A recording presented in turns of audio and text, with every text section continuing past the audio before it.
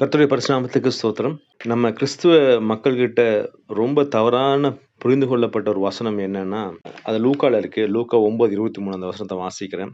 பின்பு அவர் எல்லாரையும் நோக்கி, "ஒருவன் என் பின்னே வர விரும்பினால், அவன் தன்னைத்தானே வெறுத்து, தன் சிலுவையை அனுதினமும் எடுத்துக்கொண்டு என்னை பின்பற்ற கடவன்." வசனம் என்னதுன்னா, தன்னைத்தானே வெறுக்க சொல்லுது. ஆனா கிறிஸ்துவுல நம்ம என்ன நினைத்துக் கொண்டிருக்கிறோம்னா, நம்ம உடலை தான் நம்ம வருத்திக் கொண்டிருக்கிறோம்.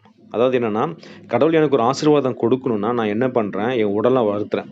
நெறைய ஆலயங்கள நீங்க பார்க்கலாம் இல்லையா? தன்னைத்தானே கீறிக் கொள்றாங்க. முழங்கால்ல போய் கிட்டத்தட்ட மணல்ல, சூட்ல முழங்கால்ல போயி, நான் கடவுள்ட்ட போய் நான் ஒண்ணு கேட்டேன்னா, அது எனக்கு கிடைச்சிரும். மொட்டை அடிச்சுக்கிறாங்க. இந்த மாரி தங்களை தாங்களே வருத்திக் கொள்றாங்க. வருத்திக் கொண்டு நம்ம கடவுள்ட்ட கேட்டோம்னா, எனக்கு ஒரு ஆசீர்வாதம் கிடைக்கும். அததான் தன்னைத்தானே வெறுக்கிறதுன்னு நெனச்சுட்டு இருக்காங்க. ஆனா உண்மையா தன்னைத்தானே வெறுக்கிறதுங்கிறது என்னன்னா, அதாவது எனக்கு எனக்கு ஒரு ஆசை இருக்கு. அந்த ஆசைய நான் செய்வேன். அந்த ஆசை தான் எனக்கு ரொம்ப முக்கியம். அது செஞ்சா எனக்கு ஒரு ஆதாயம் கிடைக்கும். அதனால நான் அத செய்ய போறேன். அத நம்ம தேவனுக்காக வெறுக்கிறோமா? என்னுடைய சித்தம் ஃபார் எக்ஸாம்பிள் எனக்கு இந்த பொண்ண பார்த்தா எனக்கு ரொம்ப பிடிச்சிருக்கு. ரொம்ப அழகா இருக்காங்க. நல்லா வேலை செய்றாங்க. நல்ல இடத்துல இருக்கிறாங்க. அந்த பொண்ண நான் திருமணம் பண்ணிக்க போறேன். அப்படிங்கிறது என்னுடைய சித்தம். ஆனா அந்த பொண்ணு தேவனுடைய சித்தத்துல இருக்கிறாங்களா? என்னுடைய மனைவியா வர்றக்கு அது தேவனுடைய சித்தமான்னு சொல்லி நம்ம தேவனிடத்துல கேட்டு நம்ம செய்றோம் பார்த்தீங்களா? அதுதான் சுயத்த வெறுக்கிறது.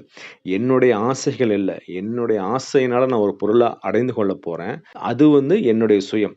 ஆனா அந்த ஆசைய நான் தேவனிடத்துல கொடுக்கிறேன். தேவன்ட்ட கேட்கிறேன். கடவுளே இது எனக்கு உம்முடைய சித்தமா? இத நான் செய்யட்டுமான்னு கேட்டு நான் செய்றேன் பார்த்தீங்களா? அதுதான் தன்னைத்தானே வெறுக்கிறது.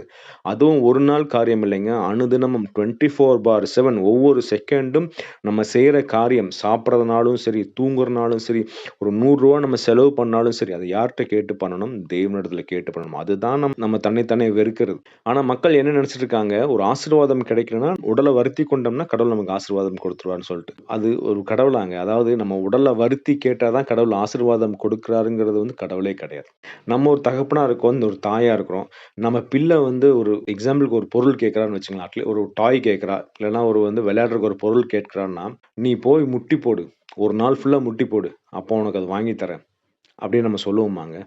இல்ல, இல்ல. "அப்பா, அம்மா எனக்கு இத வாங்கி குடுங்கம்மா" அப்படின்னு கேட்ட உடனே நம்ம இருதயத்துல அந்த அன்பு பொங்கி, நம்ம பிள்ளைகளுக்கு எப்படியாவது கஷ்டப்பட்டாலும் நம்ம வாங்கி குடுக்குறோம்ல. நம்மளே இந்த உலகத்தின் தகப்பன், தாய்மாரே நம்ம இப்படி இருக்கும்போது, பரம தகப்பன், சர்வத்தையும் உண்டாக்கின தேவன், நமக்கு என்ன வேணும்னு கடவுளுக்கு தெரியாதாங்க? நம்ம கேட்கறக்கு முன்னாடியே நமக்கு என்ன வேணும்னு பரமபிதா அறிந்திருக்கிறார். அதனால உடல வருத்தி கேட்கிறது தேவனுடைய சித்தம் கிடையாது. தேவனுடைய சித்தம் என்னன்னா, உன்னுடைய சுயத்த வெறுத்துரு.